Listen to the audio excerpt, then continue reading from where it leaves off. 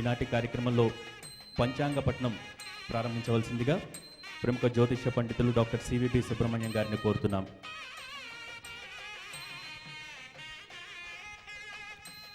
అరుణాం కరుణాతరంగితాక్షీం ధృతపాశాంకుశపుష్పబాణచాపాం అణిమాదిభిరావృతాం మయూఖైః గురురిత్యేవ విభావయే భవానీం. అనంతావ్యక్తరూపాయ నిర్గుణాయ గుణాత్మనే సమస్త జగదాధారమూర్తయే బ్రహ్మణే నమః. కాలస్వరూపుడు బ్రహ్మ ఈ సృష్టికి మొత్తానికి మూలం ఆయనే. ఆయన యొక్క స్మరణ, ఆయన యొక్క ఆయువును కూడా తెలుసుకోవడం, మనం ఆ ఆయువు అంతటిలోనూ ఆయన చేస్తున్న పని ఏమిటో తెలుసుకోవడం, మనం ఆయన్ని ఆదర్శంగా తీసుకుని మన యొక్క సమయాన్ని సద్వినియోగం చేసుకోవడానికి ఉగాది నాడు ప్రణాళికలను రూపొందించుకోవడం అనే అంశాలతో ఈ ఉగాది ఏర్పాటు అయి ఉంది. వాస్తవానికి మనకు లోకంలో కాలగణన వేరువేరు వ్యక్తులు వేరువేరు రీతిలో చేసుకుంటూనే ఉన్నారు. మనకు జనవరి 1తో ప్రపంచంలో చాలా దేశాల వారు సంవత్సరారంభాన్ని చేస్తూ ఉంటారు. అలాగే కొందరు దీపావళితో, మరికొందరు మేష సంక్రాంతితో ఇలా చేస్తూ ఉన్నా, ముఖ్యంగా తెలుగువారం చేసుకుంటూ ఉన్న ఈ ఉగాది ఉంది చూశారు, ఇది చివుళ్లతో ప్రారంభమై ఆకురాలు కాలంతో పూర్తవుతూ ప్రకృతితో సహజీవనం చేస్తూ ప్రకృతిని, వ్యక్తిని, వీరి యొక్క జీవనాన్ని సంయుక్తంగా అది వ్యవహరిస్తూ ఉంది. అందుకని మనమంతా కూడా గర్వించాలి. అయితే ఈ బ్రహ్మ యొక్క ఆయుర్దాయాన్ని గురించి తెలుసుకునేటప్పుడు మనకు సంవత్సరం అంటే తెలుసు. అటువంటి సంవత్సరాలు ఒక 4,32,000 అయినట్లయితే కలియుగం పూర్తవుతుంది. దానికి రెట్టింపు ద్వాపరయుగం, 3 రెట్లు త్రేతాయుగం, 4 రెట్లు కృతయుగం, మొత్తం కలిపితే మహాయుగం 43,20,000 సంవత్సరాలు. అటువంటి మహాయుగాలు ఒక 14, 71 మహాయుగం గడిచినట్లయితే ఒక ఇంద్రుడు వెళ్ళిపోతాడు. అటువంటి ఇంద్రుడు 14 మంది వెళ్ళిపోయినట్లయితే బ్రహ్మగారికి ఒక పొగలవుతుంది. దాన్నే కల్పము అని వ్యవహరిస్తారు.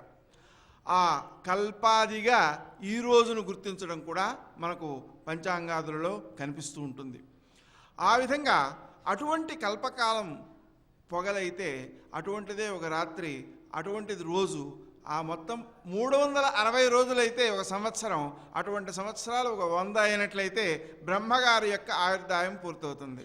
మరి ఇంతకాలం బతుకుతున్న ఆయన ఏం చేస్తున్నాడండి అంటే ఋషుల మధ్య కూర్చుని బ్రహ్మజ్ఞానానికి సంబంధించిన విచారణ చేస్తూ ఉన్నారు. అంటే అంతకాలము గలవారే అలా చేస్తుంటే మనము స్వల్పకాలమే జీవించేటువంటి వారము మన కాలాన్ని ఎంతగా సద్వినియోగం చేసుకోవాలి అనేటువంటి దాన్ని మనం నేర్చుకోవాల్సినటువంటి అవసరం ఉంది. ఇక అటువంటి సంవత్సరాలలో 50 సంవత్సరాలు ఆయనకి అయిపోయాట బ్రహ్మగారికి. రెండవ 50 సంవత్సరాలలో ప్రాథమిక స్థాయిలో మనం ఉన్నాం. అయితే ప్రస్తుతం మనం మన్మథనామ సంవత్సరంలో ప్రవేశించాం. ఈ మన్మథనామ సంవత్సరం 60 సంవత్సరాలలో 29వది. ఈ 60 సంవత్సరాల వ్యవస్థ మనకు మాత్రమే ఉంది. మనకు ఇతర దేశాలలో మనకు శతాబ్దులైతే ఉన్నాయి, కానీ ఈ 60 సంవత్సరాల వ్యవస్థ లేదు. మరి ఈ 60 సంవత్సరాల వ్యవస్థకు, ఆకాశానికి, వ్యక్తికి ఒక అనుబంధం ఉంది. ఆ అనుబంధాన్ని కూడా మనం నేర్చుకోవాల్సిన అవసరం ఉంది. శని అందరికంటే ఆలస్యంగా నడుస్తాడు. మొత్తం రాశిచక్రాన్ని పూర్తి చేయడానికి 30 సంవత్సరాలు పడుతుంది. అటువంటి 30 సంవత్సరాలు పట్టేటువంటి ఆ శని యొక్క సంచారం ఏదైతే ఉందో, ఆ శని సంచారం 2 పర్యాయాలు పూర్తయ్యేటప్పటికి 60 అవుతుంది. గురువు యొక్క సంచారం 12 సంవత్సరాల్లో మొత్తం రాసుల్ని పూర్తి చేస్తాడు. కాబట్టి ఈ 12 ఆ 30 ఈ రెండిటి యొక్క కనిష్ట సామాన్య గుణిజం 60. అటువంటి 60లు 2 ఉన్నట్లయితే మానవ జీవనం పూర్తవుతుంది.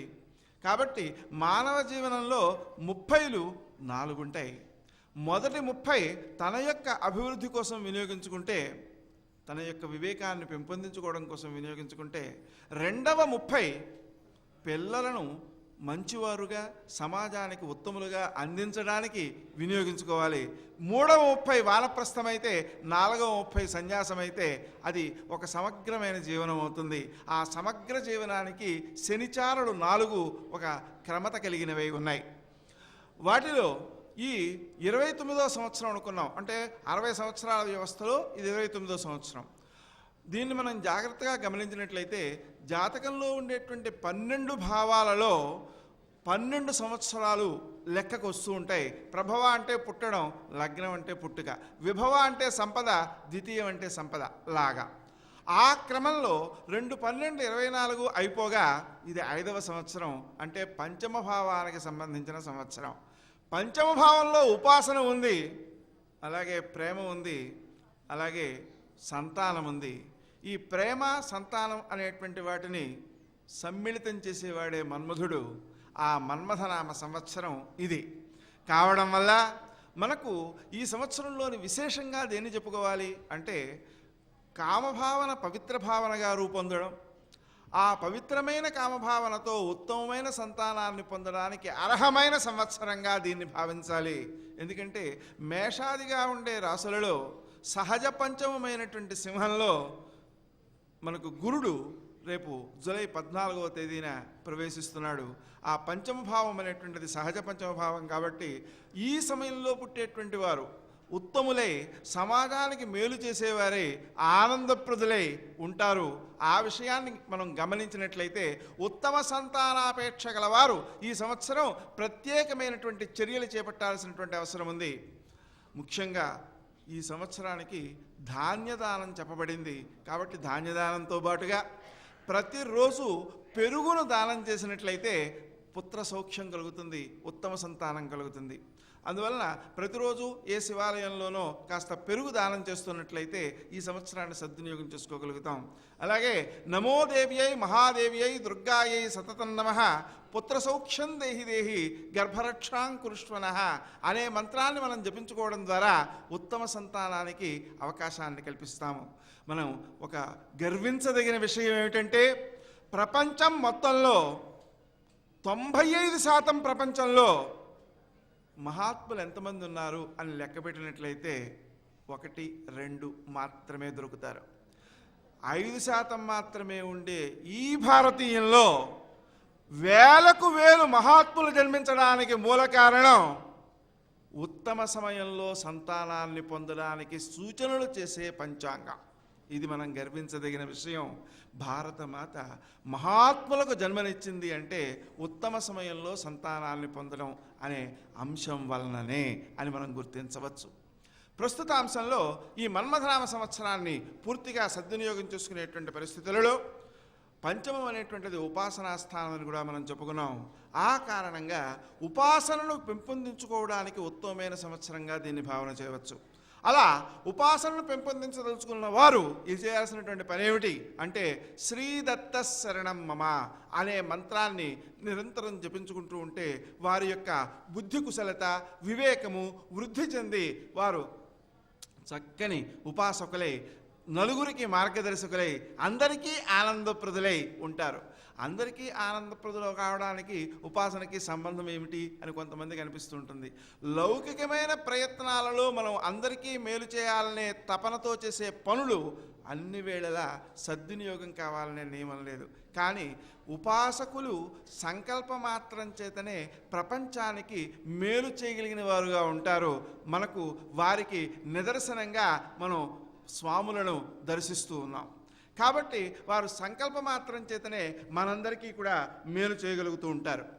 ఈ సంవత్సరం గమనించినట్లయితే గ్రహాలు ఉత్తమ స్థాయిలో ఉన్నాయి.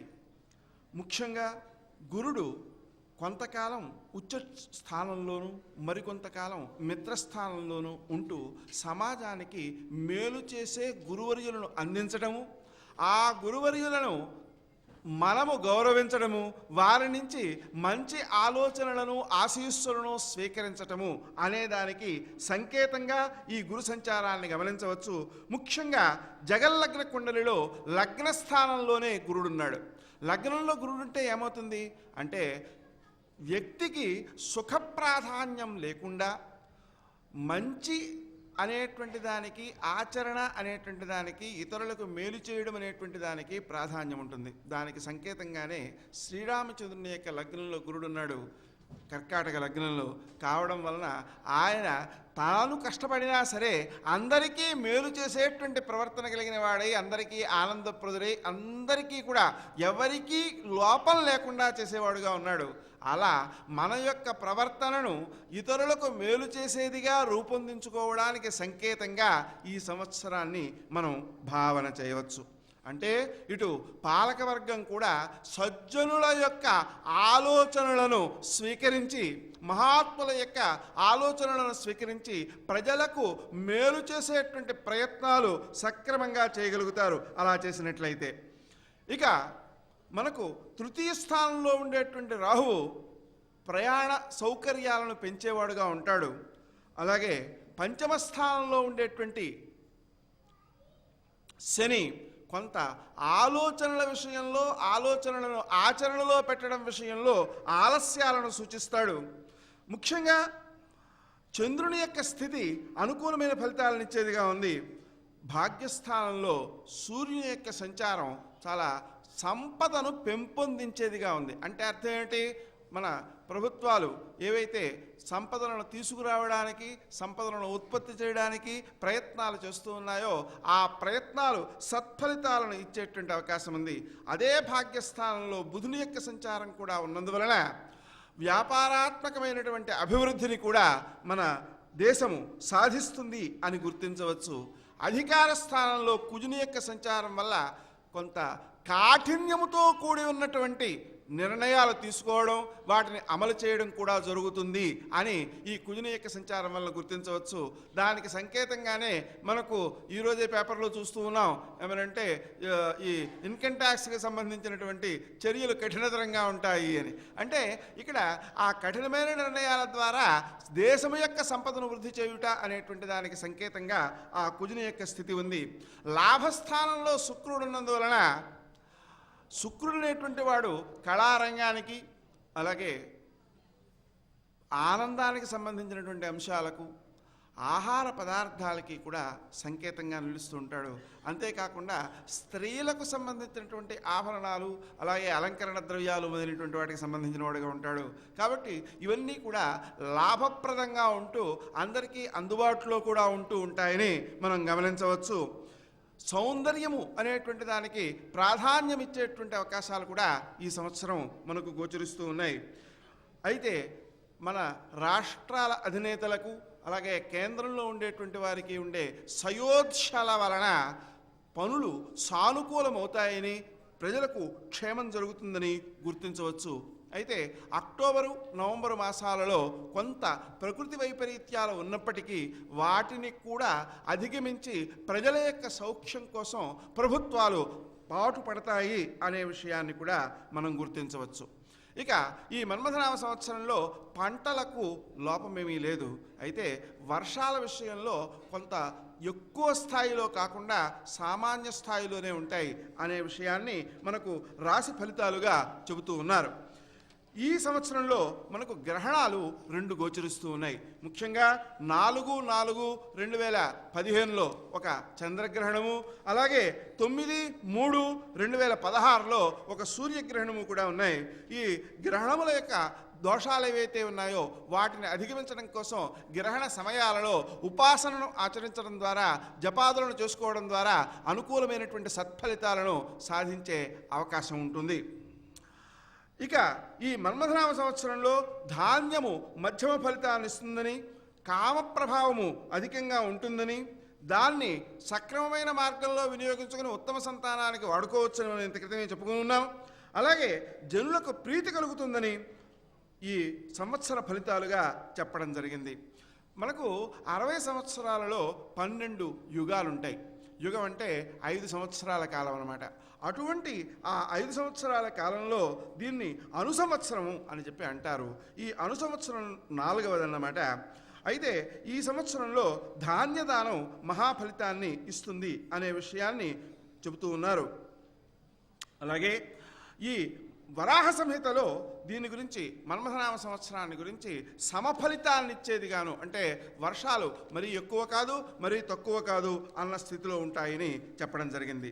ఈ సంవత్సరానికి శనివారం ప్రారంభం కాబట్టి శని రాజుగా ఉన్నాడు, మంత్రి కుజుడుగా ఉన్నాడు, సేనానాయకుడు చంద్రుడు, సస్యాధిపతి శుక్రుడు, ధాన్యాధిపతి బుధుడు, అర్ఘాధిపతి చంద్రుడు, మేఘాధిపతి చంద్రుడు, రసాధిపతి శని, నీరసాధిపతి శుక్రుడు, ఇలా నవనాయకులలో 6 నాయకులు శుభగ్రహాలు కావడం వల్ల మనకు మేలు ఎక్కువ జరుగుతుంది అనే విషయాన్ని కూడా గమనించవచ్చు.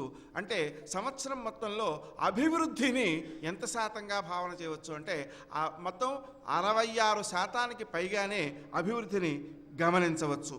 రాజు శని అయినందువలన వర్షాలు ఒక క్రమ పద్ధతిలో కాకుండా విచిత్రాలుగా జరుగుతుంటాయి. అయితే దొంగల వల్ల కూడా కొంత భయం ఉంది అని చెప్పి అంటున్నారు. దీన్ని బట్టి మనం గమనించాల్సింది ఏమిటంటే దేశ ప్రజలలో ఆ దొంగతనం అనే భావన తొలగిపోవడానికి సాక్షాత్తు కార్తవీర్యార్జునుని యొక్క స్మరణ బాగా ఉపకరిస్తుంది. సుమంతో శ్రీ కార్తవీర్యార్జునాయ నమః అనేటువంటి మంత్రాన్ని కూడా మనం జపించుకోవడం మంచిది. అలాగే చిరుధాన్యాలు బాగా వృద్ధి చెందుతాయి అనే విషయాన్ని కూడా చెప్పడం జరుగుతోంది. అలాగే ప్రభుత్వంలో ఉండేటువంటి వారు కోపతాపాలకు లోనవ్వడం వలన నష్టపోయే ప్రమాదాలు కూడా ఉన్నాయి అనే విషయాన్ని సంవత్సర ఫలితం చెబుతోంది. కాబట్టి కోపతాపాలకు లోను కాకుండా సౌమ్యతతో కార్యక్రమాలను ముందుకు నడిపించుకోవడం మంచిది. అలాగే మంత్రి కుజుడుగా ఉన్నందువలన అరణ్యాలలో అగ్ని ప్రమాదాలకు అవకాశాలు ఉన్నాయి అనేటువంటి విషయాన్ని కూడా చెబుతూ ఉన్నారు. ఆ కారణంగా వాటి విషయంలో తగిన జాగ్రత్తలు తీసుకుని వృక్ష సంపదను కాపాడుకోవడం అవసరం, వృక్ష సంపదను పెంచుకోవడం కూడా చాలా అవసరం. ఎందుకోసమంటే మనకు గ్లోబల్ వార్మింగ్ మొదలైనటువంటి హెచ్చరికలు ఏవైతే ఉన్నాయో వాటిని అధిగమించడం కోసం వృక్ష జాతులను పెంపొందించుకోవాల్సిన అవసరం ఉంది. ఉత్పత్తి శక్తి అనుకూలంగానే ఉంటుంది, ఎందుకంటే పంచమంలో గురుడు ఉన్నాడు కాబట్టి ఈ సంవత్సరం మనకు ఉత్పత్తి శక్తి అధికంగానే ఉంటుంది. మన్మథనామ సంవత్సరం కూడా ఆ విషయాన్ని సూచిస్తూ ఉంది. కాబట్టి వృక్ష జాతుల్ని ఎంత ఎక్కువగా కావాలంటే అంత ఎక్కువగా పెంచుకోవడం అనేటువంటిది శ్రేష్టం. చంద్రుడు సేనాధిపతి అయినందువలన యుద్ధానికి ఉన్ముఖంగా ఉండేటువంటి పరిస్థితులు వచ్చినప్పటికీ కూడా సౌమ్యమైనటువంటి సంభాషణల ద్వారాను చర్చల ద్వారాను దాన్ని తగ్గించుకునేటువంటి అవకాశం ఉంటుంది. ప్రజలు అనారోగ్యాలు లేకుండా సుఖంగా ఉంటారు, ఆవులు చక్కగా పాలిస్తాయి. అలాగే సస్యములకు అధిపతి శుక్రుడైనందువలన తెల్లని పంటలు విస్తారంగా పండుతాయి, ప్రజలు ఆరోగ్యంగా ఉంటారు, అన్ని ప్రదేశాల్లో వర్షాలు చక్కగా కురుస్తాయి. అలాగే బుధుడు ధాన్యాధిపతి కావడం వలన వర్షాలు సామాన్యంగా ఉంటాయి. మేఘాలు గాలి యొక్క ప్రభావం చేత కొంత తొలగిపోయేటువంటి అవకాశం ఉంది. ప్రజలు రక్షణకు లోనై, అంటే సంరక్షణ విషయంలో ప్రజలకు ఇబ్బందులు ఏమీ కలగవు అనే విషయాన్ని కూడా చెప్పారు. అర్ఘాధిపతి మనకు చంద్రుడైనందువలన అనుకూలమైనటువంటి అభివృద్ధి ఉంటుంది. అలాగే ధరలు మాత్రం పెరుగుతాయి అంటున్నారు. తాత్పర్యం ఏంటంటే పంటలు సమృద్ధిగా ఉన్నప్పటికీ కూడా ఎగుమతులమైనటువంటి వాటిని అంగీకరించడం వలన కావచ్చు ఆ ధరలు పెరిగేటువంటి అవకాశం ఉంది. మేఘాలకు కూడా అధిపతి చంద్రుడే అయినందువలన ధాన్యాలు చక్కగా పండుతాయి, ఆవులు పశువులు సమృద్ధిగా కాపాడబడతాయి అనేటువంటి విషయాన్ని కూడా వ్యక్తీకరిస్తూ ఉన్నారు. ఇక రసాధిపతి కూడా శని అయినందువలన నల్ల ధాన్యాలు నల్ల భూములు పంటలను అధికంగా ఇస్తాయి. నీరసాధిపతి శుక్రుడు కావడం వలన వస్త్రాలు మొదలైనటువంటివి అభివృద్ధి కలుగుతాయి. అలాగే బంగారము ముత్యాలు మొదలైనటువంటి లోహాలు ఏవైతే ఉన్నాయో ధరలు కొంత పెరిగేటువంటి అవకాశం ఉంది ఈ సంవత్సరం. ఆ విధంగానే పురోహితుడు కూడా శుభప్రదుడుగానే ఉన్నాడు అనే విషయాన్ని మనం భావన చేస్తూ శ్రావణ వర్షాధిపతి కూడా శనే అయినాడు. అందువలన వర్షాలకు కొంచెం అంటే అవసరమైన సమయంలో కొంత లోటు వచ్చేటువంటి అవకాశం ఉంది. అలాగే రోగాలు మొదలైనటువంటివి బాధించకుండా ఉండడం కోసం, నిజానికి రోగ భయం అయితే కనిపిస్తోంది, రోగ భావన కనిపిస్తోంది కాబట్టి దాన్ని తొలగించుకోవడం కోసం క్రీం అచ్యుతానంత గోవింద అనే మంత్రాన్ని జనాలు జపించుకోవడం ద్వారా అనుకూలమైనటువంటి సత్ఫలితాలు సిద్ధిస్తాయి. కృష్ణుడు గోష్ఠ బహిష్కర్తగా ఉన్నాడు అంటే ఇక్కడ యమునికి స్థానం లేదు. అందువలన పశు సంపద వృద్ధి చెందేటువంటి అవకాశం ఉంది. అందువలన పాలు కూడా మనకు సమృద్ధిగానే లభిస్తాయి. సర్వసస్యాలు కూడా అనుకూలమైనటువంటి ఫలితాలను ఇచ్చేవిగా ఉంటూ సుభిక్షంగా ఉంటుంది అని గుర్తించవచ్చు. పశుపాలకుడు అలాగే పశుపాలకుడు, గోష్ఠ ప్రాపకుడు, అలాగే బహిష్కర్త, ఈ కృష్ణుడి యొక్క ప్రాబల్యం ఎక్కువగా ఉంది గోష్ఠ బహిష్కర్తగా. ఈ సంవత్సరంలో ఈ సముద్రము సామాన్య స్థాయిలో ఉంటూ ఎక్కువ ఇబ్బంది కలిగించకుండా ఉంటుంటుంది. అంటే తుఫాన్లు మొదలైనటువంటి వాటిలో మనకు ఇబ్బందులు తక్కువగా ఉంటాయన్నమాట. అలాగే సంవత్సరాన్ని మనం సద్వినియోగం చేసుకోవడానికి ప్రయత్నాలు అధికంగా చేయాల్సి ఉంటుంది. ఈ చంద్రుడు అనేటువంటి వాడు ఈ సంవత్సరానికి అనుకూలమైన ఫలితాలను ఇస్తూ ఉన్నాడు. ఈ సంవత్సరాన్ని మనం పుష్కర సంవత్సరంగా కూడా పరిగణన చేస్తుంటాం. పుష్కర సంవత్సరం అంటే మనకు గోదావరి నదికి ఈ సంవత్సరం పుష్కరాలు వస్తున్నాయన్నమాట. ఆ విధంగా రావడానికి కారణం సింహరాశిలో గురుడు ప్రవేశించటం. ఈ సింహరాశిలో గురుడు ప్రవేశించినందువలన పుష్కరాలు వస్తే మనకు లోకంలో ఒక వాడుకుంది ఏంటంటే పుష్కరాలు కాబట్టి పెళ్ళిళ్ళు ఉండవు అని. పుష్కరాలు కాబట్టి పెళ్ళిళ్ళు ఉండవు అనే మాట వాస్తవం కాదు. ఈ గోదావరి పుష్కరాలు ప్రవేశించినటువంటి సమయము, సింహంలో గురుడు ప్రవేశించేటువంటి సమయము ఒకటిగా ఉంటున్నందువలన సింహస్థ గురు నిషేధ అంటుంది శాస్త్రం. అంటే సింహంలో గురుడు ఉంటే దోషము అంటుంది. కానీ లోకంలో వాడుక ఎలా ఉంది అంటే మనకు గోదావరి పుష్కరాలు అయితే గోదావరి ప్రాంతంలో పెళ్ళిళ్ళు చేయకూడదు, కృష్ణా పుష్కరాలు అయితే కృష్ణానదీ తీరాన పెళ్ళిళ్ళు చేయకూడదు అనేది వాడుకలో వచ్చింది. అది సత్య దూరం, అంటే సత్యం కాదు. అంటే మనకు కన్యరాశిలో ప్రవేశించినప్పుడు కృష్ణా పుష్కరాలు వచ్చినా పెళ్ళిళ్ళు శుభ్రంగా చేసుకోవచ్చు మొత్తం ప్రపంచం అంతా. కానీ గోదావరికి పుష్కరాలు వచ్చినటువంటి ఈ సమయంలో సింహస్థ గురుడు కాబట్టి మనకు దోషం ఉంటుంది. కాబట్టి వివాహాది శుభకార్యాలు ఎక్కడా చేయకూడదు అనేటువంటిది తాత్పర్యం అన్నమాట. దీనికి విశేషం ఏంటంటే మిగిలిన సంవత్సరాలలో పుష్కరాలు ఆరంభంలో మాత్రమే ఉంటుంటాయి. ఈ గోదావరి నదికి పుష్కరాలు మాత్రం ఆరంభంలోనూ ఉంటాయి, అంత్యంలోనూ ఉంటాయి. అంటే మొదట 12 రోజులు స్నానానికి ఉత్తమమైనవే, చివరి 12 రోజులు కూడా స్నానానికి ఉత్తమమైనవే. మధ్యకాలం కూడా మంచిదే, కానీ ఈ మొదట చివర ఉండేటువంటి చెరో 12 రోజులు మాత్రం ఎక్కువ సత్ఫలితాలను ఇచ్చేవిగా ఉంటాయి. దానివలన మనకు జరిగేటువంటిది ఏమిటి అంటే సకల దేవతలు, సకల తీర్థాలు, సకల నదులు కూడా ఆ గోదావరి నదిలో ప్రవేశిస్తాయి. కాబట్టి అక్కడ మనం స్నానాధికారాన్ని చేసి సత్ఫలితాలను మనం పొందవచ్చు. ఇక పంచాంగ శ్రవణం అంటే నిజానికి 5 అంగాలతో కూడిన తిథివార నక్షత్ర యోగకరణాలను గురించినటువంటి ప్రశంస. అది మనం ప్రతిరోజు చేయాలంటుంది రామాయణం. రాముడు తప్పనిసరిగా పంచాంగ శ్రవణం చేసేవాడట. ఆ రోజు విశేషాలు తెలుసుకుని ఆచరణలో పెట్టడం కోసం ఆ పని చేసేవాడన్నమాట. అయితే ఇది ఈరోజు ఒక్కరోజు మనం ఆ పని చేస్తున్నాం. మన్మథనామ సంవత్సరం చైత్రమాసం శుక్లపక్షం పాడ్యమి. ఇది ఉదయం 11:32 వరకు ఉంది. ఈరోజు శనివారం. అదేవిధంగా ఉత్తరాభాద్ర నక్షత్రం ఉదయం 9:02 వరకు, అలాగే బ్రహ్మయోగం భవకరణం ఉన్నాయి. ఈరోజు విశేషం ఏంటంటే సూర్యోదయ సమయానికి అమృతకాలం కూడా ఉంది. అది మనకు అదృష్టం.